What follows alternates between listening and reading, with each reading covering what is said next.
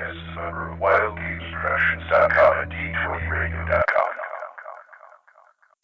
They came from the game table, dice bags in hand, We have one brain that we share between us. to talk about role-playing for all across the land. And you'll like it. The original, then basic, then one they scoured. Kinda grabs you by the boo-boo, don't it? To bring AD&D to the second power. You want me to put the hammer down?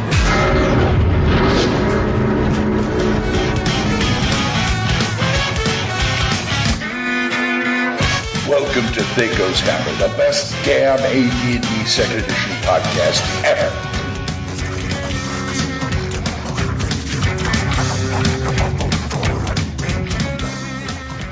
So, oh, God. Maybe I got the con crud. I don't know. Hiya, folks. THACO's Hammer number, Brian? 106. Thank you. How are you people out there in Gamerland? This is DM Glen with DM Corey. What's going on, people? And, of course, DM Brian. Hey, folks, what's going on out there? DM Brian, which I think stands for Den Mother. You have no idea, sir. our help went home yesterday. Now it's just me and my girlfriend with our son. It's going to get interesting really quick. Kevin. I thought you were talking about the show. I would have called him diplomatic mediator. Diplomatic immunity. Yes, sorry. And, of course, DM Full On Gamer. It's just Greetings, Gamer Nation.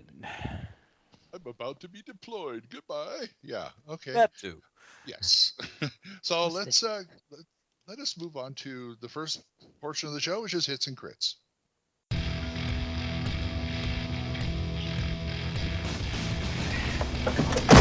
Well? One thought he was invincible, the other thought he could fly. So? They were both wrong. Son of a bitch is dug in like an Alabama tick. You're hit. You're bleeding, man. I ain't got time to bleed. We're sending somebody in to negotiate. Anybody else want to negotiate? Hits and crits. What's happening, Brian? Oh, not too much. We made an attempt to get our Marvel game off the ground, and it kind of started. But, of course, technology failed me once again. Sorry. But aside from that, doing that, working on that, and playing Marvel Heroes, getting ideas for the campaign, which, yeah, I'm going to be drawing very heavily from because I haven't delved into anything Marvel in about 20 years. Well, So- I know it's kind of a gut punch, but at the same time, it gave me kind of a dry run for my character, so now I can go, So you can Feet- go feet first right into it. go head first into your Humphrey Bogart routine. Sure, I have no problem Sure, with that. why not? Hmm. So what's up, Corey? nothing much. Oh, this is where I tell you what I've been doing. What you been doing? Sorry, I got a little drink in me. It's okay. Yeah, I played D&D last Sunday. The girlfriend's son is up from Indiana visiting for 6 weeks, and he wanted to play. So the night before, Saturday night, I ran him through a little campaign, a little mini adventure, just so he'd know what dice to roll and what a saving throw is and how to use THACO. And 9-year-old picked it up in about 3 minutes. So I don't want to hear anybody else complaining. Yeah. I hate second edition because of THACO. It's first grade math genius. Yeah. Anyway, So Right. he loved it, and he played a rogue, and his buddy played a dwarf Awesome. fighter, and yeah, he had fun. And then we played, and I have way too many wizards in this party, and the next day we played in the campaign, and we had a area of magic deadness and nullification, essentially like rod negation exploded, essentially area of effect negation, and the wizard went in holding the bag of holding with all the treasure in it, and all of his magic items, and yeah, needless to say, then I brought in the essentially mutated gnolls. If you ever Awesome. read Robert Jordan's Wheel of Time, I actually statted out Trollocs. If you played Warhammer, just think Bestigors. That's what they are, giant ram men. And yeah, it was funny watching the wizard holding up his wand and it not doing anything, and then him switching to his staff and it not doing anything, and then him handing a potion over to the fighter that is a potion of healing and it doing nothing. Yeah. It kind of gave me this look like this isn't right. This isn't how this works. This is not a real thing. And then I went, I'm the DM, so GFYS, and you can imagine what those initials stand for. I'll give you the first one, go. Wow. Yeah. So essentially, I said I'm the DM, and that's how it goes. And not my fault. I didn't tell you to walk in the magic area. He's like, well, you put a freaking shelf on the other side of the magic negate area with a whole bunch of spell components and books and potion bottles and flasks. What am I supposed to do? I'm like, wait till the thief checks out the room. Yeah. So yeah, he was a little. Needless to say, he was a little pissed off, and the cleric in the party now is going, I'm the only one with magic items because everybody else went across the symbol on the floor. So yeah, I was pretty happy. Yeah, they don't like me right now because now they're in the middle of a dungeon and they don't have any magic items. But So. don't they, Corey? Permanent negation or just permanent negation? Permanent negation. Ooh, oh, permanent disjunction. Ooh. There are rules in place for things like, okay, if you have temporary effects and you go into a negation, yeah, they're all gone. But permanent items like the sword, the potions usually get just nullified, but wands and stuff, they lose their function in the zone, and then after a while they like reboot. Right. Essentially, to give everybody who knows D&D Second Edition Forgotten Realms, think mythal level magic. Yeah. Mm-hmm. It's from a previous age, and the bad guys are here trying to decipher the magic so they can cancel a curse to bring back their demigod. Mm-hmm. So needless to say, they've got like this whole laboratory around it, and the magic user just walks right through it. I'm like, really? Okay, there you go. It's an Undermountain curtain, He's jacking around with everybody now. It's all right. Wow, unbelievable. But by the way, we are doing the first of a 3-part segment about beginning DMs and stuff like that. So. And you're listening to it right now. Yeah, exactly. Whenever this comes out. But anyway, but did I say that? Yeah, I'm afraid I did. Yeah. Hey, hold on. That Yes. sound right. You seem downright dull after that one. Are you? No, I'm here. I'm spectacularly ready to get it on. Oh boy. Let's do this. Really? I'm just highly dehydrated. I've been in processing and going to ranges and jumping out of airplanes and doing all my welcome to the 82nd things, and I have a 9,000-pound truck full of household goods to empty and actually turn into a game room. Wow, 9,000 pounds. And that's just the half of the 20,000 pounds that I have moved over this last 3 weeks. Holy crap, 20,000 pounds! My God. Wow. But yes, he did. And only he would weigh it. Oh, and by the way, They have to. Get paid for it. That's how they pay. That's how they have to pay him. Yeah, and about 4,000 of that was the Pontiac. He did bring that with him. No, that's not part of the weight. Oh, I know. I was making a joke. But yes, it's here. Yes, I saw the pictures. Of course it is. Of course it is. Glenn, what about you? Glenn. I just went to a little place called North Texas RPG Con last week and got my con on. Awesome. In fact, I sound a little rough. I think I got the con crud. Ugh. It was a glorious 4 days. Mm-hmm. I got a decent amount of swag. Got to play with Frank Mincer, playing Mike's victorious game. Ran Savage Worlds for a group of 5 people, 3 of which already have a Savage Worlds group going. Awesome. One of our fellow sister podcast, he's a brother, but it's our sister podcast. Mike from Sod. Yes. I saw the pictures of him and Elizabeth, their cosplay for their Steam.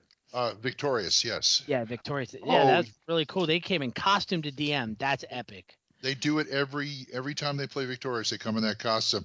I said on my blog, Mike looked vaguely Peter Lorre-ish in that outfit.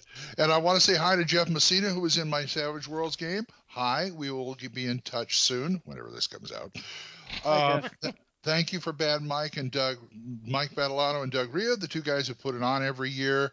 They go above and beyond. It's great. Everybody should come. First week in June. Get your registration early when it opens because they cap it at around 300 to 400. Yeah. They capped it. They capped it 2 months early this year because they hit their goal. Awesome. Oh. As a matter of fact, on Friday morning, I walked up to Doug, put $45 in his mint, and I said, "There, I'm registered for next year." Yeah, awesome. And Mike Battalato is, of course, Bad Mike from the first few episodes of THACO's Hammer. And that's pre-Brian. Yeah. And Dallas Man About Town. It's at the Dallas Marriott. Oh, and I also want to say hi to Andrew Larry. It's his second time coming to North Texas RPG Con from Ireland. Wow. Cool. That is a trek. I got to play a little first edition with him. Great guy. He always tells me the same thing. There's no cons in Ireland. I said, well, bring some That's of your because everybody's drunk there. So I said, but it's Ireland. It's just countrymen. go to Gen Con Europe. Gen Con. Do they not still have it, or Origin? I don't know if they still have it or not. They don't play role-playing games in Ireland. They get drunk, go to real castles, and fight with sticks there in real time. Yeah, That's beat true. the crap out of each other. It's true. The only downside was that Vince was there, our producer, and we did a few interviews. That wasn't the downside. Well, no, the downside was he went to a wrestling. He went to where did I say he went to? Arlington. Arlington to go see a wrestling match, and he got his equipment stolen out of his car. That sucks. Which is a shame because Margaret Weiss was there. We interviewed her. We interviewed Jeff D. The next day, we were supposed to show up and interview Larry Elmore. Mm-hmm. Folks, these are the kind of people who come here every year to play. You could have lunch or dinner with them. You know, people come here. Tim Cass, Janelle Jacquez, Frank Menser. I mean, Bill. This is the first year Jim Ward didn't make it because he had a ulcer on his foot. Mm-hmm. Yeah, he's got health issues. Yeah. Jeff Grubb, who signed both my Marvel books and both my Spelljammer books. Awesome. Yeah. Along with Steve Winter. Yep. And in North Texas has been getting. I mean, it's been in existence how long? 4 years. Yep. Oh, longer than that. Oh, has it? Oh, is it longer? Since about No, the first year. I thought the first year was Bad Mike's time on the show here. This is the 7th year, I believe. 7. Wow. Okay. Yeah. And and it gets a little bit bigger every year, which is how cons should go. I constantly have friends give me books to get signed there. Mm-hmm. Anybody wants me to get a book to get signed? Go to the con and get it done yourself. Come on, come to this con. Nice. I just had a heck of a good time. Oh, Jeff Grubb, I had to remind him we met 20 years ago at DundraCon. out in California? Yeah, I said, I handed you a character sheet. He says, I didn't run away screaming. Nice. Well, I remember at the time I did that character sheet for 2nd edition for first-time players. Mm-hmm. And it was really nice. Everything was there on the sheet. And he thought it was great, but he said, this is for my collection. I remember this. He said, this is why. It's because he was still working for I think TSR was still around then. And the lawyers would not let them bring any stuff back from cons because they didn't want people to sue them in case they did something. And really? Well, yeah. Wow. Yeah, he said the lawyers were really being bad about that. So he says, that's just really nice. I'll just hang on to it for myself. I said, sure, go ahead. I mean, whatever, it's free. Mm-hmm. So anyway, that was me. So let's get into some email. We can do that. I'm in the mood for an email. I'm in the mood for emails. All right, let's see. Okay, no, I won't do. You want to read that one, Corey? So I'll let you have that. Okay, let's see. All right, let's go with our constant contributor FD. Okay. Yep. He says, so I gave a figurine of Wonder's power to one of my PCs, which was a javelin. A javelina, a small wild boar. Oh, okay, I know what that is. The PC never used it. Along the way, they met a stone giant named Biv, who was killed by 3 hill giants. He perished, but they found a scroll of reincarnation on him. They got a priest to use it to bring him back, and we rolled a badger. So he kept his saves and half his hit points. A 48 hit point badger with 14th level saves. He couldn't hit. He couldn't hit worth crap, but he never died. He was a beast. Well, Biv the Badger followed them around and eventually did die. The group was bummed as he had sort of become their mascot. In any event, since the other player never used his figurine, I started having a ghostly badger pop up around town. That's pretty creative. I like it. The wizard in town eventually had enough of it and used the Javelina figurine as a component to bring Biv's ghostly form together and made a badger figurine. So now 12 hours in every 48, Biv can return to the Prime and help out his pals. What a journey. He's still a big meat shield, and usually every time he's used, someone references that silly video. Um, it said, so how about doing a segment on figurines of wondrous power? That's a good idea. Yeah, I it's a use damn them good heavily in my campaigns. I haven't used them in a long time as a DM, but yeah, I can certainly enter that into Magic Fingers, and I'm doing that right now. Excuse me. So yeah, we'll certainly can oblige you with that. Oh yeah. Yeah, because there are some interesting figurines of wondrous power in the Encyclopedia Magica. There it is. So yeah, for sure. I'm typing in as And we speak. it's easy enough to take those and make variants of them as well. Oh, They don't absolutely. they don't have to follow the standard template because Mhm. why not? Why not make it something different? Yay! I don't have a war boar, a little pocket war boar. I've got Darth Badger. Or, I've I had got a a GM who they hooked us up with the Equus figurine of wondrous power. Mhm. You summon a mount. Boom! Here you have a mount. Ride. Except I was a dwarf. I didn't have a horse. I had a war boar. The ultimate four-wheel drive war boar mount for dwarves. That's right. If you Yeah. have a winter specific or northern specific wizard who's creating these objects who are used to essentially weather, let's say, Canada level weather. Canada. Yeah, shut up. Yes. Yeah, that's where Canadians live. Now I'll keep going. You got a northern wizard who lives in a snowy region. No way he's going to create a figurine of wondrous power of a golden lion. He doesn't know what it looks like. So Okay. I've done behirs. I've done a essentially a white Polar bears. polar bears. Sure. So you can change them at will. It's a good idea. I like that. Thanks, FD. We'll use it. Yeah. Yeah. Oh, yeah. It's in our little show idea folder. We will be I getting do. to it soon. I have yet to see somebody come up with a marital wondrous power, but I'm sure it's out there. Yeah. I think you. don't need them. If you watch Orotsudochi, you see how that doesn't work out well. Yeah. No, it never does. Yes. let's just say yeah. No, I can't say it. Never mind. Okay, let's move on. Yeah, let's move on. All right. Go So I'll ahead. read this one. This is from Iman McNamee. McNamee. Sorry. The title of this email really is from my son. Hey guys, the rest of this email is really submission by my son. He wanted to write you, but doesn't have much access to email these days, so he wrote an actual handwritten letter. I included it as a PDF with this email for your amusement. His question is more about balancing NPCs in an adventure. What follows is his transcribed words that are really much easier to read. This is from his son, 10 years old, guys. Okay. Hello, I am Daedalus, pronounced Daedalus. I am 10. How do I make a monster NPC without throwing off the game? I once had an adventure with my dad, Iman, who you've heard from before about one-shots in which I gave him a level 15 wizard companion and a level 3 something furbog. He was a level 2 dwarf fighter cleric of Clangeddon Silverbeard. I tried upping the big bad to a vampire, but Iman said that it was the wizard that did it. He said he really was just the sidekick. So how do I make like a rogue scarecrow for my character? I really love interesting NPCs and want to know how to. Can you guys tell me how? Remember, I'm 10 years old and I have $0, so I have limited resources. Daedalus. Okay. You got plenty of resources. Then you got, Iman- you got If tons you've got a of monster resources. manual, you've got all the resources you need. All right, Yeah. I'll Yeah, read if the you rest from his dad. His dad added a little bit here in the bottom. It says, let me just break in here again. Daedalus is really excited about the hobby and really likes to write adventures.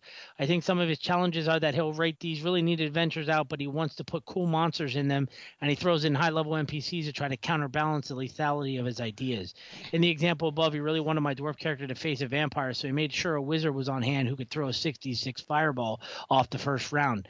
I said that when the PCs are eclipsed in power by the NPCs by that much, the main characters kind of feel more like sidekicks or even hirelings to the NPCs.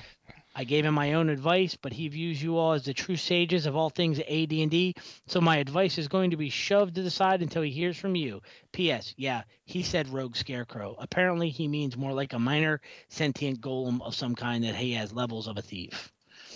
Well, I'll tell you, guy. Kid, you got resources to get anything you want. It's called Dad. Yeah. And So- Dad's been playing for probably longer than you've been alive, Yeah. so yeah, listen to him. But I know what he means, but I think just the name Rogue Scarecrow makes my brain start to think. Mm-hmm. I like the idea. I could do something with that. Mm-hmm. Oh, Yeah, for sure. boy. But So, but speaking to what Eamon said in the last half of the letter, yeah, I have been so guilty of having overpowered NPCs to make sure the PCs live through whatever I'm putting them through.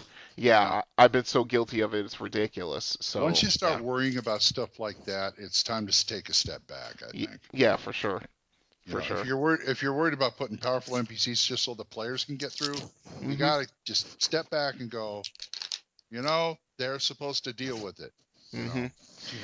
And go part ahead. of that is going to be basically start thinking about the players, not necessarily the awesome idea. If you have the awesome idea and the awesome idea is there's a vampire, that's fine. The vampire is the big bad. They start low level. They don't meet the big bad an hour into the adventure. No. They meet the big bad's minions. You don't need to make special super powerful NPCs to escort and handhold your party through an adventure. The best thing you can do is give them building encounters that are going to help them level up and become the adventurers who can take the big bad themselves. Right. But you have to pace it. And then you can make a bunch of interesting lesser NPCs and lesser monsters that work for the vampire that they're going to encounter on their way as they work to build up to be able to take on the vampire.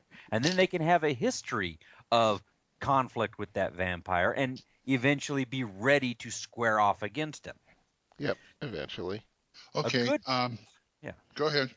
No, I was just going to say it's a good GM who considers the strengths and weaknesses of their characters, and then you can give them challenges, but just don't get it so huge that it takes having to have that special person, the magic wizard, the Elminster, the Gandalf. How much time did Gandalf spend on screen? He was prisoners everywhere else except helping out the group, right? For a reason. Right. Yep.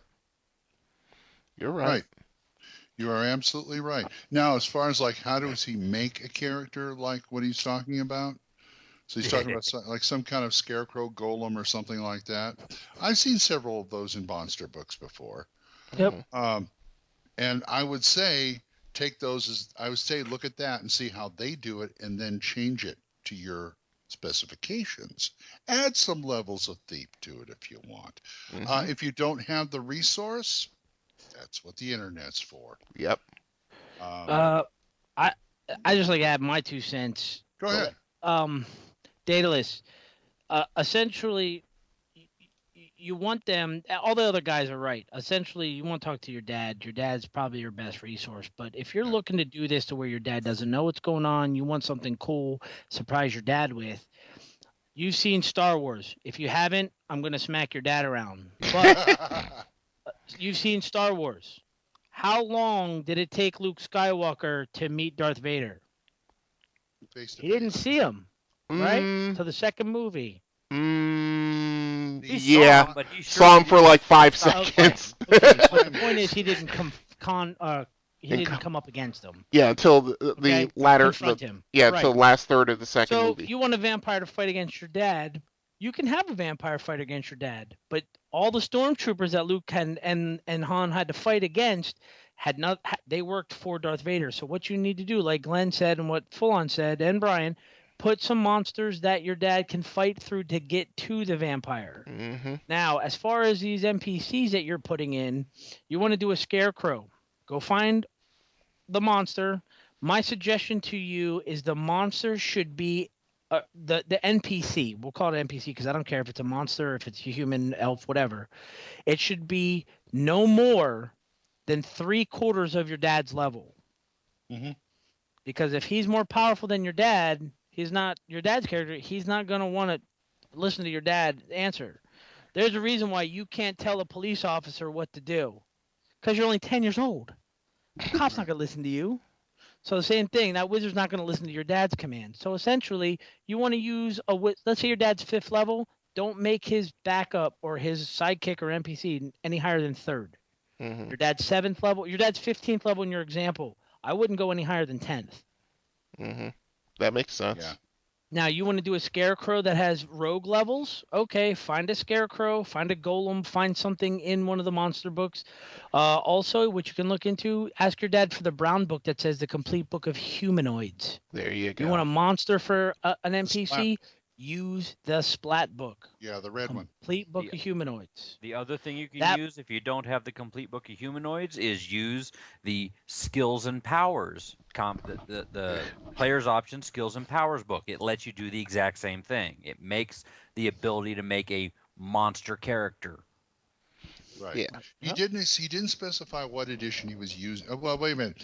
Backtrack that. 2nd edition, of course. Of course. But then again, we never know with these emails. Yeah. He's using 2nd. Yeah, he's using 2nd. But he could, if his dad probably has the books. I'm assuming if he's been gaming any kind of long, he probably has 1st edition books. He may even have basic books. If he doesn't find it in there, go back to 1st edition, go back to basic. You can extrapolate from those. I'm sure that I know I've seen something in some of the earlier editions that have to do with scarecrows. So, there's material there. Mm-hmm. Yeah, there is. Use it, and like I said, if not, get on the net. Type in AD&D 2nd edition monsters or something like that. Right. In Google or something. Google it, and you can go from there. There's tons of stuff out there that you can extrapolate from. Yeah, Right. there's a scarecrow in the Cartagena.com website you don't want to mess with. That's worse than your vampire. Oh, you gotta send me the link to that. I'd like to see that. But I might even take it. And if you got Tomahawk Horrors Complete, you bet there's a scarecrow in there. Anyway, thank you, Eamon. Eamon and Daedalus. Yep. Thank you, Eamon and Daedalus. That was very good. We got one more? Sure. Let me just put that in there. Okay. Yeah, this one's short and sweet, although the answer might not be. Okay, it's from our other constant contributor, DM Gravedancer. Hi, Gravedancer. All right, he says, DM Gravedancer here. Glad to hear you guys again after the long period of silence due to someone not posting his shows. Oh boy. Okay, I'll take that. Starts with a V. Yeah, okay. Anyway. My question tonight is, what are your favorite 2E rules to break or throw out of your games? Oh boy. Yeah. Who wants to start? Okay, He's lifting the skeleton out of the closet and putting a flashlight on it. isn't Yeah, he? no doubt. Well, I'll just do a couple. I'll make them simple. The first one, I remove damage caps from the spells. If you have a 20th level magic user who casts a magic missile, he's going to be it's basically going to be a machine gun at somebody. So Fireball. he's throwing a 20d6 fireball. Correct. Wow. Yeah, they're going to be small nuclear explosions and things of that nature. But yeah, that's one of the things I've done. And I'm trying to think of something else that I've basically broken. Well, this is a bit of a topic amongst people on the boards, but when it comes to racial level limits, Yup. yeah, I mean, They're gone. Yeah. I think all of us agree on that one. They're gone. yeah. Actually, There's a reason it became 3rd edition. yeah, That's one of them right there. Yeah, that's true. I have to agree with that. I mean, but my whole thing is, even if I instituted them, the level limits in 2nd edition are so freaking high that it almost doesn't matter. I think that some of the limits need to be rearranged, and taking a page from Unearthed Arcana, some races should have unlimited advancement in certain classes, like Fighter for Dwarf, Mage for Elves, Right. Halfling, thieves for bards halfling. half-elf. Yeah, for sure. Yeah, exactly. Illusionists for gnome and things like that. Yep. But aside from that, yeah, that's what I do. And of course, feel free in your own world campaign to flip those on their heads and swip them all around and have non-standard races for your unique world setting. Yep. Yeah, that's a good idea. I got one. Go ahead. Ryan's gonna cringe at this. Weapon speed. It's out. Out. Okay. Really? OWT out. Okay. Out? Really? In Wow. my games, yeah. Mm-hmm. That's cool. That's something unique and different Because- I've never thought about doing. Glenn, considering all the grumbling you've done in Hammers of the Duchy about it, yeah, I'm not shocked about that. Okay, and I didn't mention psionics because that's a given. Well, yeah. Oh. Yeah, see the old episode we did on psionics. Yeah, Glenn was doing it through gritted teeth the whole episode. What about you, Corey? Excuse me, I sneezed. Bless you. For me, I'll go right down the list. Number 1, proficiencies. No, sorry, wrong one. Number 1, encumbrance. Oh yeah, I do away Out with the that. window. Yeah, I do away with it. Yeah, I'll tell you when it's enough. Yeah. Number That's 2, what I told know her. it's optional, but spell components gone. Yeah. It's a hand wave. Yeah, I hand wave that too. Hey, basic doesn't use them. Why should I? You have Yep. a point. Number 3, something else that I've thrown out that a lot of people don't at my table didn't like it first, but now they're getting used to it. Mhm. Is the standard armor class damage stuff. I use the bonuses in my game. For example, plate mail gets a better defense against slashing, but worse against crushing. Oh, the weapon versus chain armor mail. type. Yeah, weapon type versus armor. Yeah. Right. I use that. I thrown out the classic.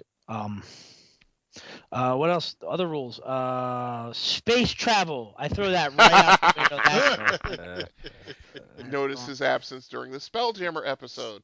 Right. Oh, that reminds me when Jeff Grubb signed my Spelljammer stuff, he said ignore Corey. He did. No way. I was gonna have put in there and said put there ignore Corey. What Had else me do I going there throw for a out? second. I'm like, no way. That means he I listens wouldn't to say us. I throw it out. I wouldn't say I throw it out, but I definitely use my own custom version of crits and fumbles. We all know I have a pretty nasty. Well, people who play with me know I have pretty terrible and disgusting crit chart and fumble charts that go both ways. I also threw out level limits, level for demi-human level limits. The multi-classing and dual classing rules are out the window in my game as well. No multi-classes in your No, world? you can, but I don't want to hear only a freaking elf can be a fighter mage thief. Yeah. Okay. Those kind of things. You know, Okay. like only I if you- wrap that up in the class limits. Class and level limits and multi-classing options. Everyone, I'm again very 3E about that kind of thing. I love me some multi-class whatevers. Yeah, That's fine. my problem is I can't get to. I literally have to prod and pry and suggest with a big stern eyebrow scowl to my players to pick something other than a single class. All they want to do, they either want a kit or they want a single class. I'm like, really? Can someone please make a fighter thief? Oh, is there a kit? No, just make a fighter thief. Yeah. Yeah. I'm gonna make a and psionicist. Oh, okay, you can mix that with other things. You know, I know. I just want a psionicist. Okay, I'm happy about that. But you can be a fighter psionicist in my game. You can be a cleric psionicist in my game. Yeah, but it's You not. do not know the power of the dark Exactly. side until I backstab you with my mind. Yeah, there's a couple that I throw out that I can't think right offhand. But yeah, those are the main ones that I throw out the window. I can think of another one. Casting times. No, I use those. I know. But then most- again, you I don't throw use them out. weapon speed, and I use casting time in with weapon speed. See, I don't use casting ever since I started playing Basic, which does not have casting times. No. I stopped using casting times. Mm-hmm. It just made sense. You know what I was thinking of doing since I was on the Savage Worlds kick? Instead of crits and fumbles, I'll have regular fumbles, but instead of crits, let the dice explode. Exploding Yeah. dice is fine. I mean, Yeah. they use I'll that. just say no crits. It's exploding dice instead. It's a lot Yeah, better. that's fine. I mean, that's a perfectly acceptable alternative. Yeah. Exploding damage. Yep. Yep. Well, exploding dice, for those who don't know, if you roll the maximum amount on the die, say it's a D8, if you roll an 8, you get to roll again. If you roll Keep the another 8, 8, you roll again and add to it, and it Yeah, just you keep keeps adding going. them up. Yeah, Yeah. the D&D second edition actually started using exploding die when they started going with firearms and like Mask of the Red Death and stuff like that. Yeah. It made Derringers very dangerous. Now Yeah. you know I like Savage Worlds and Tunnels and Trolls. The other thing that I don't really, the players don't realize this for rules, but I throw it out, is pretty much anything in the monster manual, as far as rules as written, because no offense, but if I got a monster that is used to having fire breath and I want to throw one in the cold region, I have in my world 5 ages of evolution. Guess what? Really? Yeah, We're in my campaign. The world is on its 5th age. We're at year 20,000 something. Like from the date 0 when the world was formed, we're at like 20,000. Holy crap! Yeah, essentially, there's enough evolution there that I have like, oh look at Tyrannosaurus Rex. Why is it swimming in lava? Because it's in a volcanic region for let's say 10,000 years. Guess what? It's going to build up an immunity. So yeah, essentially the rules in the monster manual for me as a DM. My players know when I go, hey, you see a band of orcs. They don't go, okay, here we go, 2 hit dice, 2 to 8 damage. No, they're like, I'm looking at them. Are there any weird markings? What color are their eyes? Are there wings? Do they have oversized hands with claws? Like they realize. I say a monster. Are they carrying a flag or a standard? Yes. Yeah. They realize that the average monster in my campaign is not the average monster out of the monster manual. Right. And that's kind of cool because you can then you have role playing like sages and mages interpreting the markings. So look, there's that guy's carrying a flag. That's the Blood Fist tribe. Right. We got to be careful because these guys do this. The other main reason I do it is because I'm playing with veterans like us who have been playing the game for 10 plus years. Right. And if you go to guys that are veterans, I don't care how excited and imaginative you are. If you go, okay, you see five ghasts. All right, I know what they do. I've been playing this game for too long. Yawn. Let's roll some dice. But if you throw up a ghast and you're like, yeah, there's lightning coming off of them, they're like, what?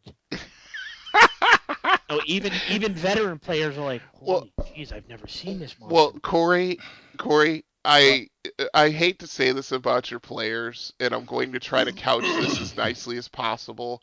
But considering they cannot resist when you put a piece of bait out in front of them and dangle it in front of them, and they'll run across the room to go get it. How veteran are they? Yeah. But I mean, then again, oh my God. All I can say is the 4 words. White Boar of Kilfay. A bullet that breathes fire? Yeah, exactly. Yeah. Exactly. Every once in a while, you got to just put something out there that just puts a question mark over your player's head. It's always a good thing. Oh, yeah. Anyway, thank you, Brave Dancer. I didn't answer. What? Well, I thought your list was like everything. No, not quite. I'm sorry. Go ahead. Class and level limits, multi-classing restrictions.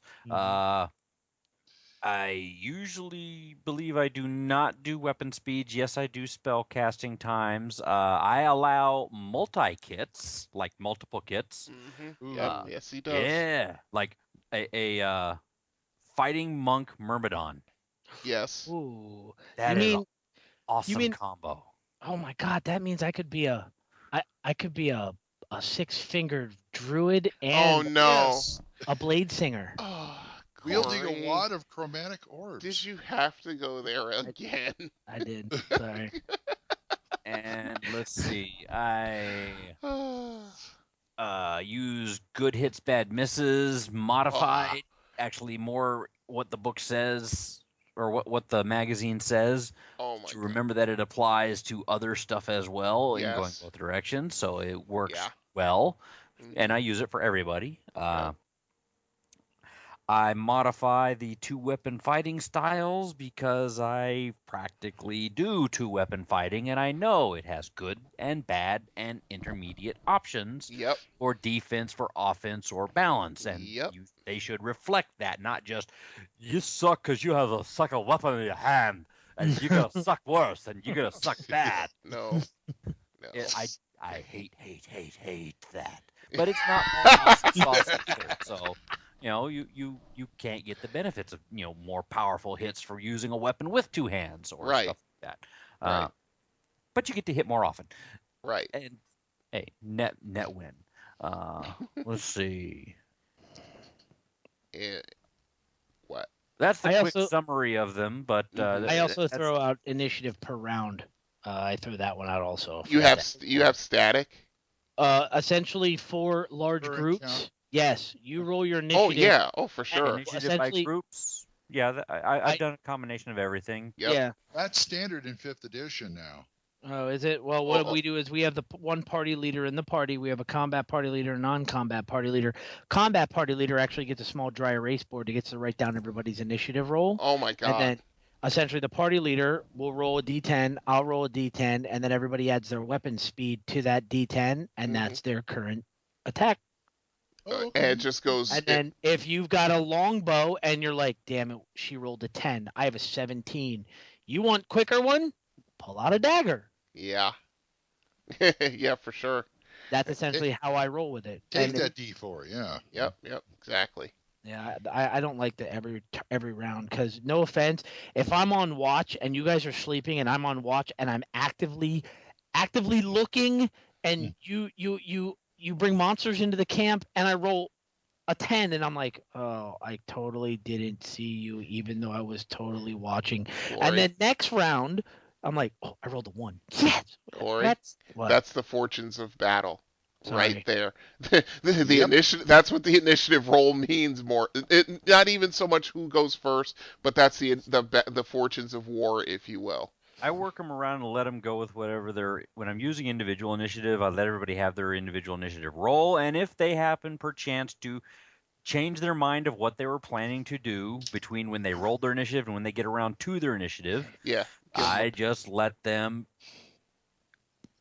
change their mind and go one worse. Right. Yeah, and you want to know what? That's something I'll adopt. Or even go with the same initiative, but hey, I was going to hit this guy twice. He dropped on the first hit. I want to hit that guy instead. Okay, swing at him, but take a -1 to hit him because he's a secondary target. Yep. Big deal. Simple, fast, dirty, get it done, move on. Yep. Okay, well, that's it for our emails. If you guys want to send us an email, we're at thacoshammer@gmail.com. We have a phone number also. 405-806-0555. Call us drunk or sober. Yeah. So, yes. And I'll answer drunk. Yes, and I'll answer maybe not drunk. So let's go on to 99% perspiration. Brilliance. That's all I can say. Sheer, unadulterated brilliance. I'm trying to think, but nothing happens. I'm laughing at the superior intellect. Okay, so how do you do that? I do work, bitch. 99% perspiration. 99% perspiration. Okay, here it comes down to part 1 of tips for beginning DMs. Where to start? Right. This bookstore to get the books. Well, not like that. Well, we're assuming that they have the books and they have this idea for a game, and they're not quite sure how to start. Books, you have dice, you have, Right. I mean, this whole thing was based off of an email someone wrote us several months ago who was like, I'm DMing for the first time. I'm DMing second edition. And I'm not quite sure where to begin. And we kind of covered it in the email, but I kind of wanted to expand on it. I'm in prison. I cut off my roommate's fingers to make dice. Oh, jeez. That's not gruesome or anything. Holy crap. But yeah, so, okay, where to start? If you've got an idea for a game, you want to start, well, if you're just starting off, you're DMing for the first time, or even you're in the game for the first time, you just want to DM or you're stuck with it, start small. That's the first thing. First thing you want to do is just have a little region where the PCs want to come to seek their fortune, which is most often the main motivation for PCs. And there are other ones, but we digress. Right. You want to Covered have in a different show. correct. Yeah, we did. We covered it on a previous All show. I think we did. So yeah, you want to have a little region. I mean, an adventure like Keep on the Borderlands, as venerable as it is, as ubiquitous as it is like has been the model for years, decades even. You have a isolated community and is having major problems with humanoid incursions. And so the players want to journey to the keep, kind of figure out what's going on in the keep, and there's a whole secondary adventure there that we'll just leave. Right. Caves of Chaos. And no, that's. Yeah. That's Go. it. Yep. Yeah, just go to the Caves of Chaos and work your way down. Don't start with the kobolds first if you've got any sense. Okay, Don't go to the north. here's what you Yeah. need to start. Go ahead, do it. Because you need 3 things on your map. Okay. A village, a forest, and a ruins or dungeon. Mm-hmm. That's it. Mm-hmm. They're based in the town. They're based in the village. They can go to the forest and get in trouble, or they can check out the dungeon. Right. That's enough to keep them busy for a little while. Right. And that's usually good enough for a couple of levels. Yeah. For sure. And depending on the group you're dealing with and depending on what your plan is, you have some other things that will affect your choices and how you're setting things up. Are you starting with the idea of a big bad?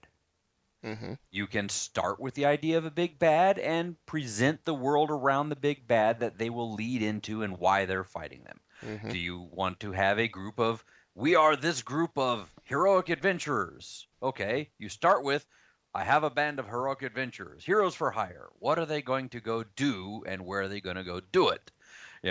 Your mission, since we've chosen you to accept it, Mr. Phelps, is go out for the Harpers and solve this problem with the Zentarim or whatever. Okay, you can throw any number of flavors into that you want. You can steal shamelessly from anything. Mm-hmm. You can have a region, have a culture, have a whatever it is that you want to start your adventuring realm rumbling around. Do you like pirates? Do you want to make it island hopping? Do you like jungles? Do you like deserts? Do you like forests? Do you like classic dungeon crawls? Okay, you can start in media res, right at the point of you have adventured for days through the wilderness to the lost keep of Thonbaka. You are here, and next, let's go. Yep. And a lot of classic modules started that way too.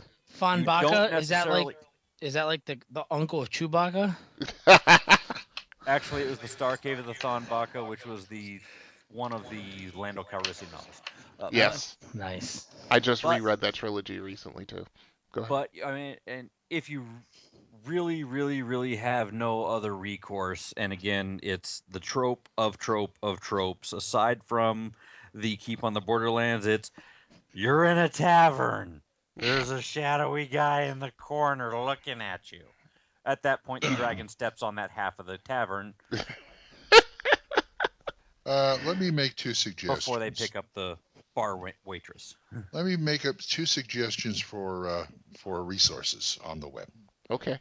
First of all, a man named Cy Flourish has put out a PDF called The Lazy Dungeon Master. Mm-hmm. That'll pretty much lay it out for you right there on how to get something going fast. I mean, you got 3 locations, you got 3 NPCs, and he goes from there. Does not waste time, do things like that. Secondly, Google what they call one-page dungeons. Oh, yeah. Mm-hmm. It's a competition every year, and they publish all of them, actually. I've got tons of them on my hard disk, and they're great if you just want if you want a dungeon to start with. Go ahead. No, I'll wait till my turn. Go ahead. No, I'm just saying it's great. It's a great resource. I carry a few in my bag. You know what I also carry in my bag for DMing? I made a copy. I have these on PDF, so I can do that. I have a copy of the Holmes Dungeon and the Holmes dungeon, the Menser dungeon, and the example dungeon they put in Osric. Nice. I keep those in my bag for anybody who wants to. Oh, I want to play D&D. I've never played before. Okay, I grab the Holmes dungeon. Okay, we're gonna go in here. Nice. That kind of thing. Roll up your characters and we go. So I've always got something on there, and they're very good and they're very simple. I'm just putting out resources. Corey? Well, I was gonna say, you're a new DM. You're starting out. You want to look at your party. You want to look at your people. You want to do a nice campaign, or are you going to do a short adventure? My advice to you is start with a short adventure, module size or smaller. Something small, something non-huge arcing. You can turn it into that later. But what you want is you want to start small, like Brian said and everyone else said. Start it with a town. Draw up the town. Doesn't need to be perfect. Just draw a couple squares on a piece of paper surrounded by some squiggly lines which make trees. You now have a town. You don't even have to Start do that. adding to it. There are resources like the map a week from There you go. the D&D site, or even the Cartographers Guild on G+. They just throw maps out there. Hey, look, I did this. It's awesome. Hey, look, what do you think of this? You just have maps at your fingertips. Has no plot, has no names. It's just a thing. Whether it's a dungeon, a world, a wilderness, a town, a room.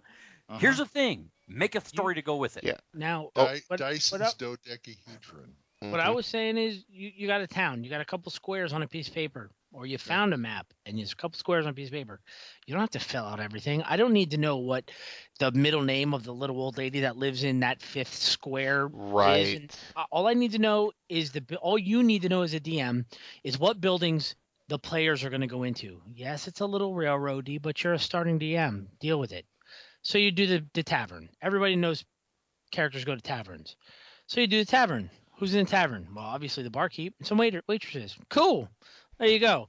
Now, if you're of our age, you've probably watched Cheers before. You know who Norm is. So obviously there's going to be some barstool mushrooms that are in this tavern that are always in here. Add some characters to it. Pick somebody off a TV or a book or whatever. From there, you got to write where the characters are going. Why are they in this town? They want to fight an evil. Okay, is the evil affecting the town? Now you have something that's affecting the town, which is adding life to this town. Oh, that little old lady in building number 5. Yeah, her son decided to become an adventurer. He went into the mines and he got killed. Cool. Now this lady wants to give some reward to the players for going to vengeance for her son. Now you have a sort of an adventure. I don't want to say this because I hate tooting my own horn. I really do. But we have a fantastic section of this show that we created for this very idea. Called DM Brainstorm.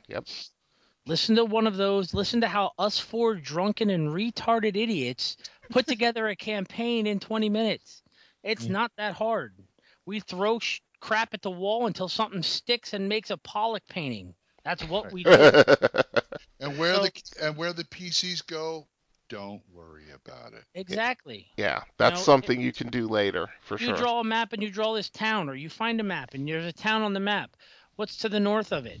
You should know because players might want to go there. There's a forest up there full of onkegs. All right, cool. That's what's up there. What's to the west? I don't know. Okay, put a road that goes through some valley that looks like Death Valley, Arizona, and on the other side there's a dwarven village. Cool. Now you got that covered. You don't got to freaking name it. You don't have to put in the names of the dwarves that live there. You don't have to put what they export on a yearly basis. Just know that there's a dwarven village over there. Yeah. Okay, so now you're starting to flesh out your world around it. So now the players have options. Well, what's north? Big forest. What's in it? I don't know. You want to go look? We want to go look in the forest? No. Let's stick with the adventure. Let's vengeance for that woman's kid. That'll keep the players where you want them to go. And you find the woman's kid. She went into the mines. You don't know he died. There you go. Find out if he's alive or dead. And keep your info fluid.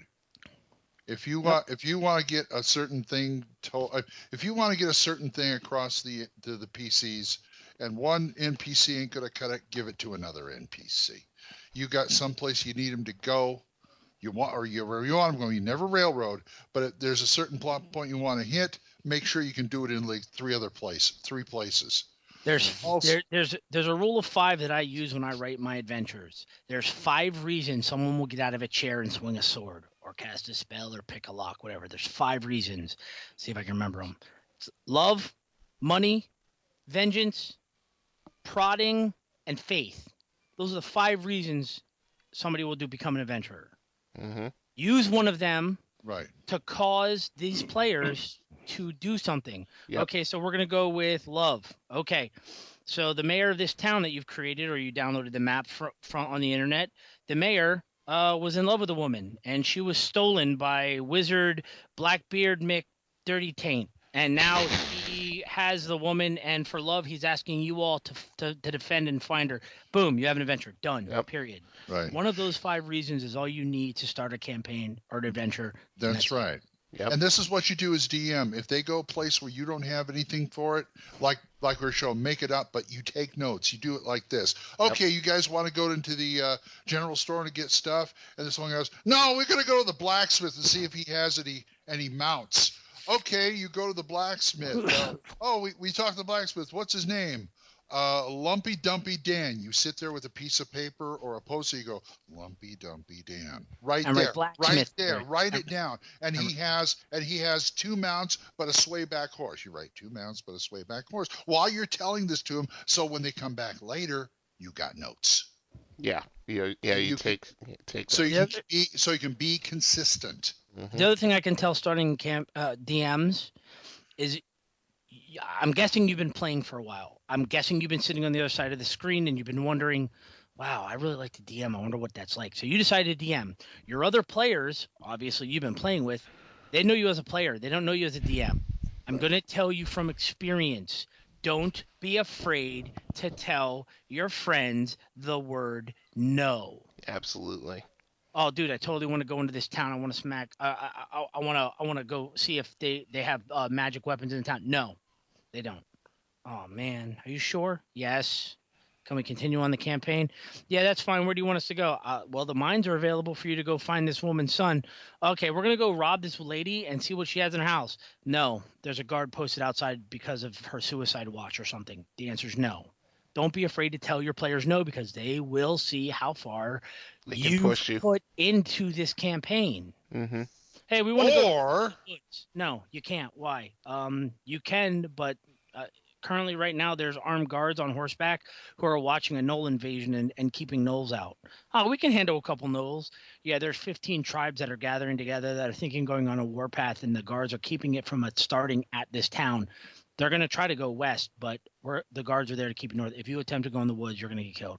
Oh, okay. So that's good, because you're telling him no, and here's why. Exactly.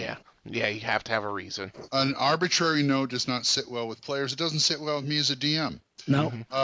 And because I'm the kind of guy who will say yes, and I will carry it to its logical conclusion. Yeah, which usually ends with the players getting killed. Oh, no. That's something else. That's something else to keep in mind for your where to start.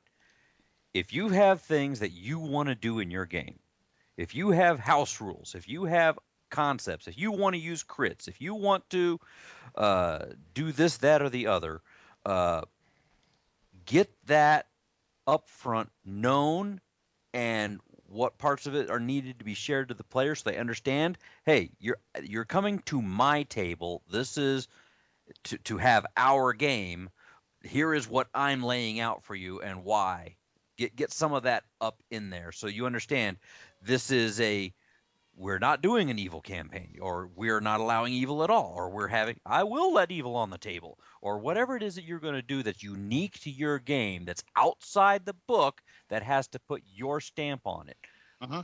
Be willing and ready to understand what pieces of that you're going to put into play.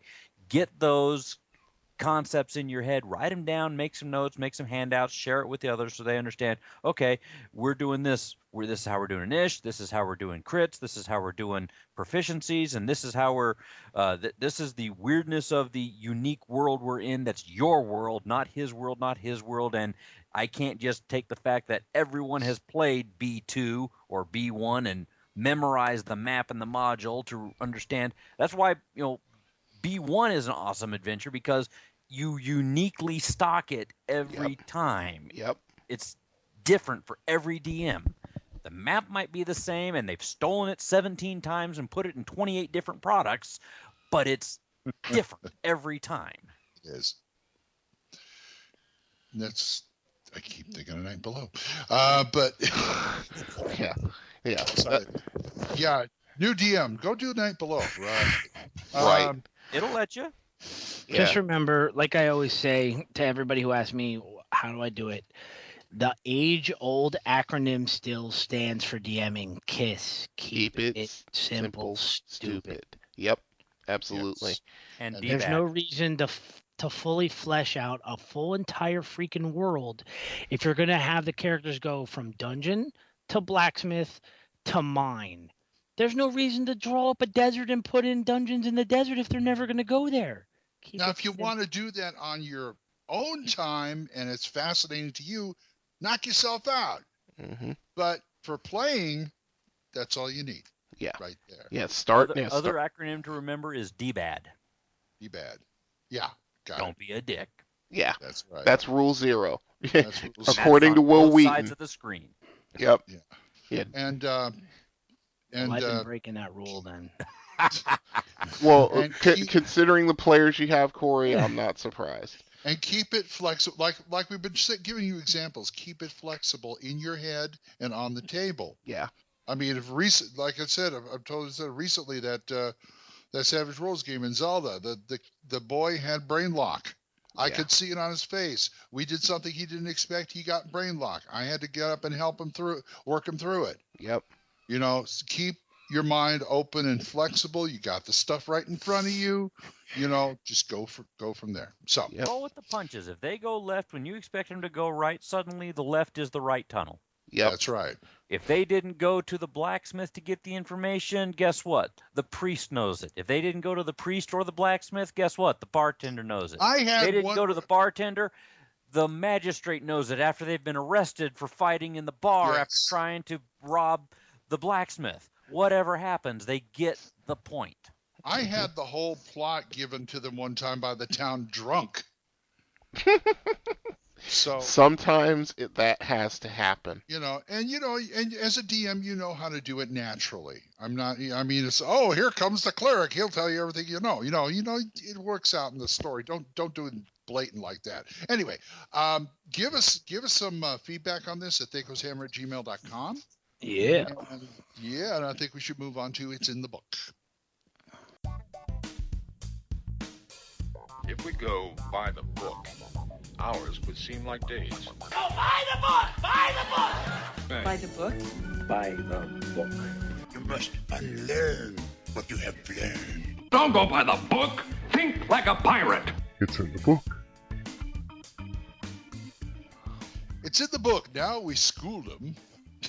Now we're going to talk about poisons and herbalism. Herbalism. Okay. I can talk. I need to pull up my DMG real quick. Herbalism. Herbalism. Boy, this is something that doesn't get used very often. I mean, poisons, yes. Herbalism. Well, you know what? I feel like we've talked about this. I'm sorry. Herbalism is the awesome capstone to add to your healing proficiency. Yeah, that's what we talked about. With herbalism is the awesome sauce. If you want to use proficiencies like healing, you get a better healer if they're a healer and an herbalist. You also have limited options for dealing with poisons, especially those of the natural world variety. Mm-hmm. No, that's true. And the thing is that with poisons, they had a wonderful little article in Dragon Magazine way back in the day where they broke it down, going from stuff that is mildly effective and could, just gives you a tummy ache and maybe a minor combat penalty all the way up to death, instant death. And even if you made your save versus it, you still took pretty nasty damage. You might still get killed from it. It's true. Mm-hmm. That is true. But I mean, as far as poisons and herbalism, it's more the what does the DM do when you're cleric who has an herbalism proficiency and his alignment is a little bit, I don't want to say squirrely, but it's in a gray area, and he wants to start making poisons. Which, Oh boy. yeah, I know. Which you can actually do with herbalism, but yeah, there's a problem. The thief starts buddying up to him. Yes. Exactly. We used the Mr. Wizard's world. We took all of our copper arrows and had them get corroded and then shot people with them. Oh, jeez. Yeah, that's true. Ooh. And then I'll bet herbalists could have fun with the potion miscibility table. Mm-hmm. Oh, yeah. Oh, yes. For sure. Let's use your stomach as a mixing bowl. Yeah. Oh, boy. Yeah, I'm looking it up right now. Hold on. Let's see. Still like those guys who like to taste a little of the potion to find out what it is. I don't know if you guys grabbed this the last time we talked or the last time we did this, but there's a link for you. Oh, thank you. Oh, yes. Ooh. Yeah. Yeah, this would just about cover. This is the Adventurer's Guide to, oh, geez, and the name just popped away from me. Hold on. The Adventurer's Guide to the Practical Application of Herbalism and Alchemy plus letter.pdf. Yeah. The handwritten supplemental piece, non-copyrighted, that a friend of mine wrote and put up for display and use. It is fan-freaking-tastic. Mm-hmm. And are we going to make that available to our listeners out there? Yeah, I'll put the link. I'll put the link in the show description. There you go. Okay. There's plenty of online resources that are free to download that are non-copyrighted materials that will list D&D alchemy. Everybody since Basic has decided, hey, I want to mess with alchemy. 3rd edition has stuff. 2nd edition has stuff. 1st edition has stuff. Name it. You'll find somebody that has written something about alchemy that you can download and use to your resource. Mm-hmm. Yes. Yeah, but go ahead. So, okay, let's break it down from the beginning. Poisons. Okay. How do you, as a DM, educate poisons? It all depends on the type of poison. If it's the stuff you ingest. See, I've said this before, but I'm almost doing the console RPG version, which is you take a certain amount of damage over a certain amount of time, and the stronger the poison, the more damage you take, and for a longer period of time. You know, you have to keep making your saves in order to kind of live through it. But I mean, but by the book, it's more like going from stuff where you make a save. If you make your save, you don't take any damage. If you fail it, you take like 15 points of damage or something like that. Makes sense. Yeah, and it goes all the way up to, save or die. Right. And it's a cheap name for a podcast, isn't it? Yeah. And thank you, Corey. Yeah, it's in the DMG, and I'm having a little bit of trouble finding it because my brain is not functioning at 100% like it ever does. But they have like 6 or 7 poison types going from one to the other, and I mean, in the various monsters you run into, like giant scorpions, where you get stung by the the tail stinger, it's a save or die because the poison's just that strong. Right. Some are save or die in this amount of time, or you take 5 points of damage per round for 2d6 rounds or something like that. And it just goes, like I said, it goes from one, oh, here we are. There it is. Table 51 in the 2nd edition DMG. Okay. Going from Class A, which is, like I said, save, it's an onset of 10 to 30 minutes. Save versus poison, or take 15 points of damage, or nothing.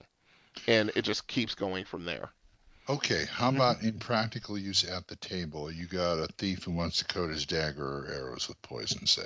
Okay. So let's say he actually a potion bottle or a potion container with poison in it, first thing I would do before I give it to him is say how many doses are in it. Okay. Essentially, I'd tell him you have 15 or 5 dagger doses. Well, I want to put on a short sword. Okay, you have 2.5 dagger or short sword uses. I want to put on my long sword. Okay, you have 1.5 long sword uses. All right, well, I'm going to put on my dagger. Okay, you dip it in your dagger. It takes a round. Okay. Yep. And it's good. I'd say good for like 1 to 3 uses or something like that. That's the thing. How many? You go per use or time? Probably both.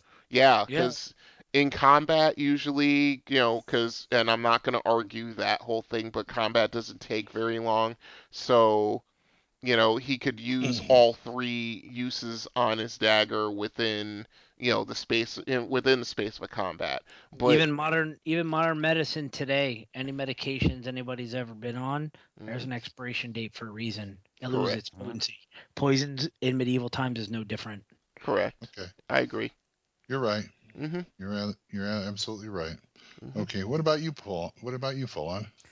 Well, I was never really a big fan of the classic D&D save or die or X damage, whatever, poisons. I was actually thrilled when 3E rolled out its D20 version of poisons, where they do other things than just, you take hit point damage. Oh!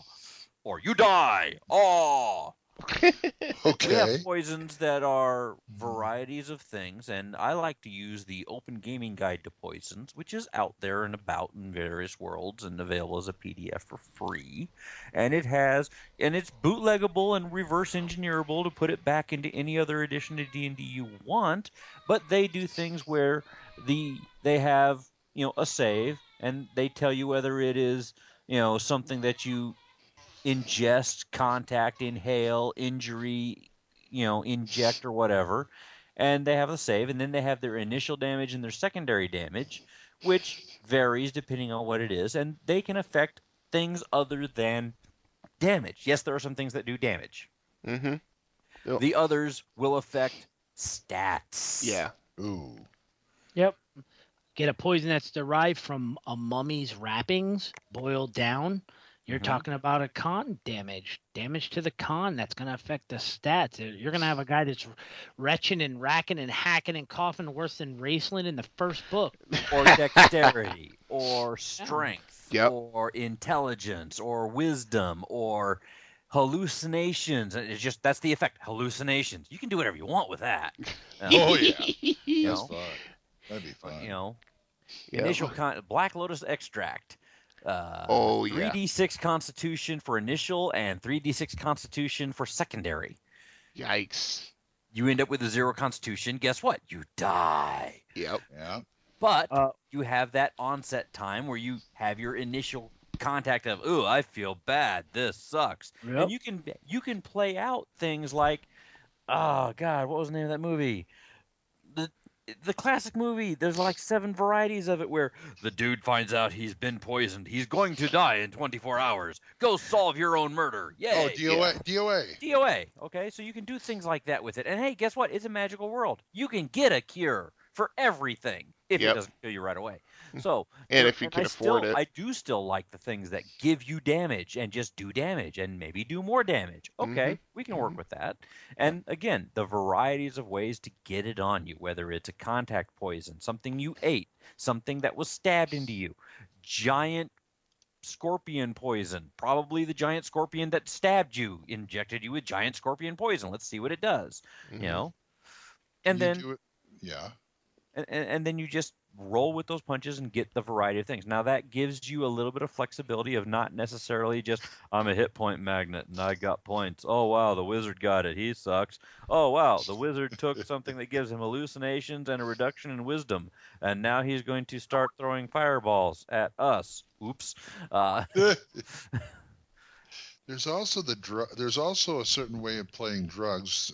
I'm not saying all poison and stuff, but there's a certain way of playing it where every poison you have a chance, no matter how slim, of surviving it.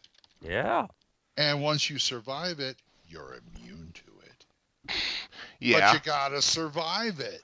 Well, or maybe not immune. I won't go immune right away, even if they roll. I rolled a natural 20 for my save. Oh, awesome, you're immune. No, I'll do things like, hey, you survived it, so next time you encounter this poison again, maybe I'll give you a +1 to your save. Mm-hmm. Well, that's fair. That's fair. And you do it 3 or 4 or 5 times. I've got a +7 to my save versus this poison. I'm better than a dwarf. I'll say. Mm-hmm. So, yeah, so, I mean, there are different ways to run poison. You don't have to do the classic save or die, although I'm sorry, there are some poisons that are just that virulent that they will kill you instantly if you don't make your save, but at least to me, they should be kind of few and far between. At least to me. Okay. Now let's go. How shall I say it? Let's go to the other side of the coin. Herbalism. What can we do with herbalism besides help heal? You can mitigate poisons. Yes. Do that. Give someone an increased save, especially for that. Okay, you got your initial contact. You've encountered a poison. Maybe if you know you're going into poison, we can pre-treat people so that you get bonuses to your first save. Mm-hmm. If you get poisoned, we can give you bonuses to your second save for that secondary effect onset. Right. Or maybe put you in a stasis mode of, we prevent the secondary onset from happening. It's still there, but we put you in a withholding mode until we can get you to a remove poison source, actual treatment. Magical afflictions that can cause paralysis or can cause the onset of like yellow mold infection. You can high enough, it depends on what you want to do with herbalism, but you can have it to where it's staving off the effects of the zombification of the yellow mold. Penicillin is mold. We use it to heal. Yes. But I'm saying, what else can we do besides, do the usual healing and staving off poison stuff? I mean, herbalism and alchemy seem to open up all sorts of doors to weird things. Well, people emotionally challenged people, alignment challenged people like to try to use alchemy and herbalism to make poisons. Yes. What about what? Poisons create effects, dizziness, nausea. I give minuses to attack rolls, to saving throws, etc.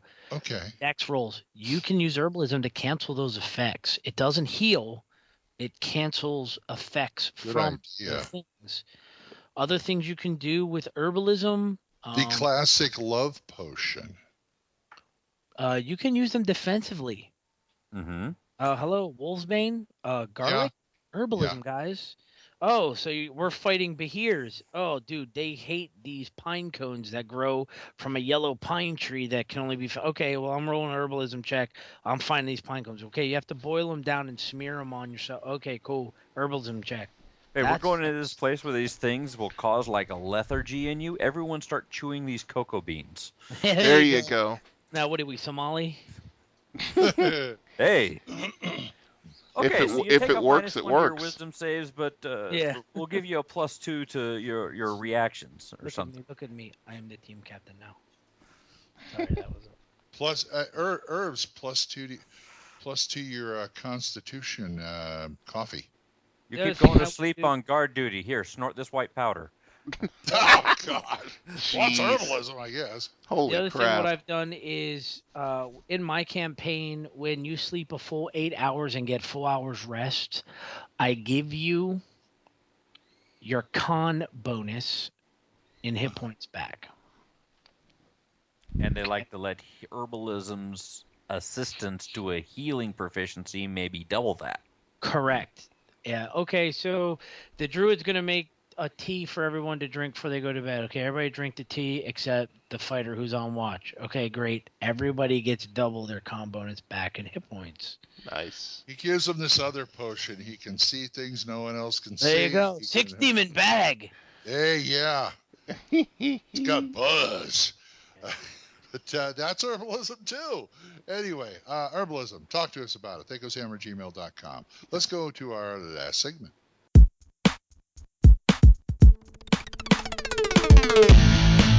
Am I the only one around here who gives a shit about the rules? Hey, rules are, there ain't no rules. Hey! Ladies! That was fun! thank you for a very enjoyable day. Rule Zero.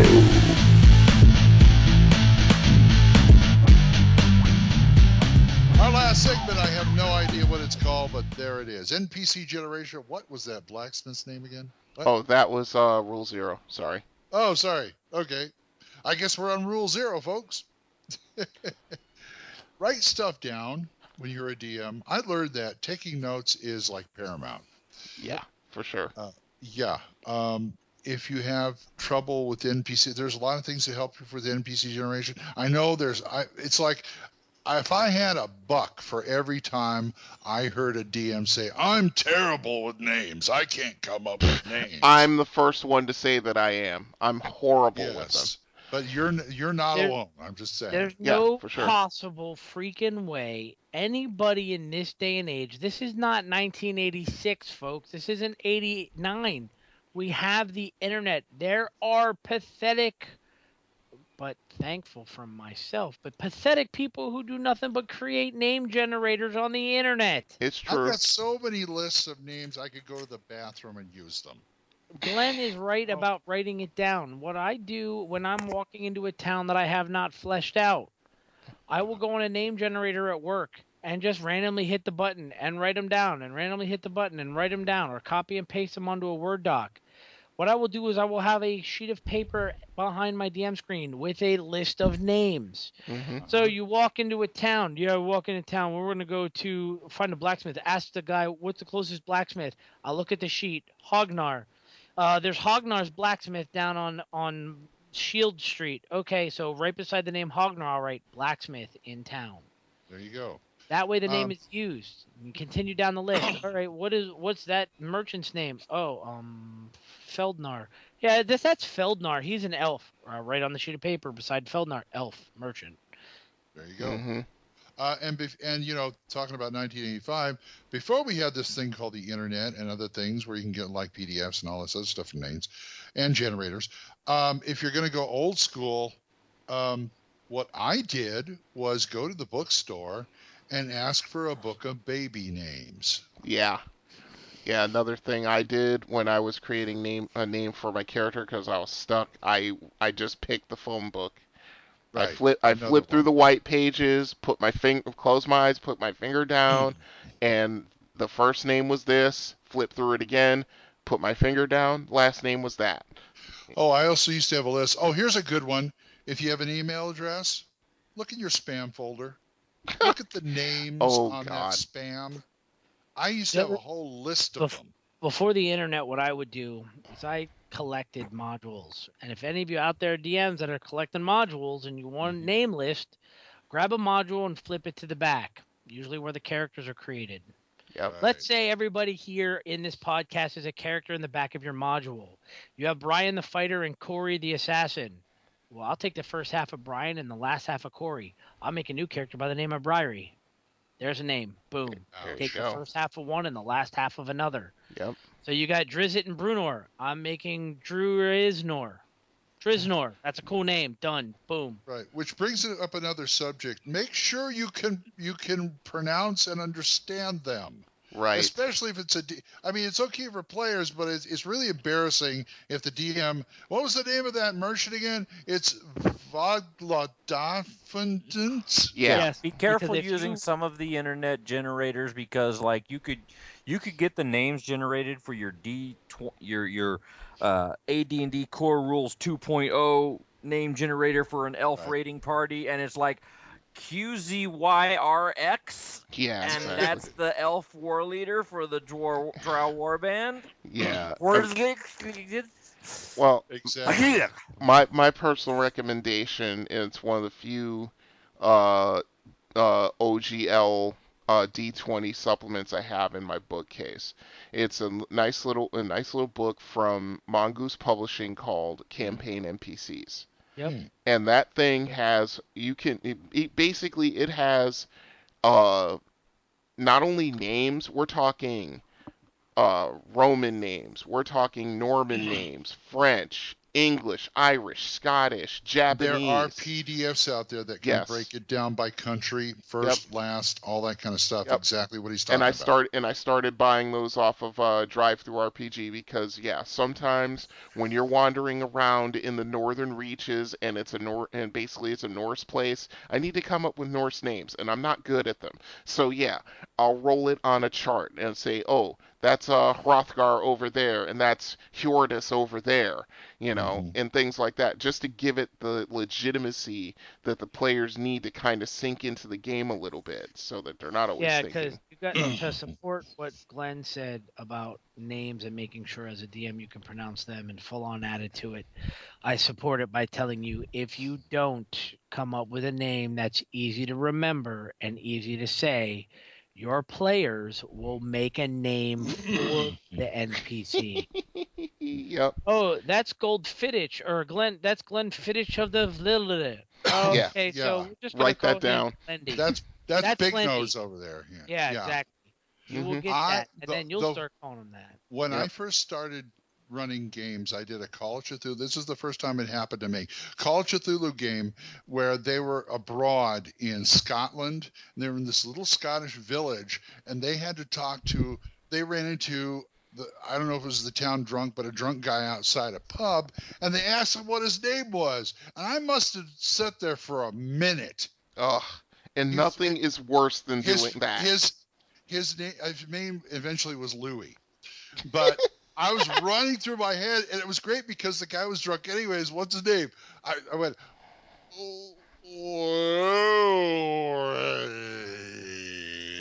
yeah. I said, okay. Everybody goes, okay, Louis. Yeah. In my current campaign, the players are working as ambassadors for a far-off nation, and the ambassador that they're working for is a 9-year-old girl by the name of Colette. Well, somehow, because I couldn't remember the name pronounced correctly, and the players couldn't, they decided to start calling her Colgate. So I have a 9-year-old ambassador, Colgate in my party, just as a warning to DMs. Learn the names of your NPCs. Absolutely. Have them written down somewhere. Yeah, write them down, and if you have to, write down the pronunciation so you don't forget. Yes, and look for somewhere out there. I think it's on our OSR Gaming website. Look for my 101 names document or 101 more names. Oh yeah, I remember that. Google search for 101 D&D names and browse through the 9,000 returns you're going to get. Yeah, for sure. I still get heat from Mike because Thorky used one of my names on there, and it's like Skunky the prostitute. Okay, fine. You still give me grief about that. Yeah, Anyway, go thou and look for names. They're out there, and there's plenty of resources for it. And if I want to find really good names. You got really good names, please, THACOshammer@gmail.com or yes. Corey. 405-806-0555. Thank you. And this closes the Splat Book number 106. We did a bang-up job, guys, as usual. Yeah. Anybody says different? Send in those names. Brian and Glenn will be more than happy to write them down and use them. Oh, yeah. And when you see mine, say goodnight, Brian. Good night, Brian. That works. Fawn? Have a wonderful time, Gamer Nation. And know who you're talking to. Creepy as usual. Corey? Good night, folks. Thanks for listening. We appreciate the emails and the calls. Keep them coming in. And we'll see you next week. All right. And I'm DM Glenn saying we'll see you next time when the hammer comes down on THACO's Hammer. Bye-bye. Have fun, Daedalus. Oh, yeah. Yeah. Sometimes when I forget names, I'll just start calling people names from the bottles in my liquor cabinet. THACO's Hammer theme is provided by the Diablo Swing Orchestra. You'll find them on Jamendo.com. All other additional music for this episode was provided by Kevin MacLeod. You'll find more of his music on Incompetech.com. Be sure to visit our website at THACOsHammer.info. If you have any questions or comments, email us at THACOsHammer@gmail.com. Remember, that's an O, not a 0. You can also find us on the 2nd edition forums at osrgaming.org and at purpleworm.org. Or give us a call and leave us a voicemail at 405-806-0555. See you next time when the hammer comes down on THACO's Hammer.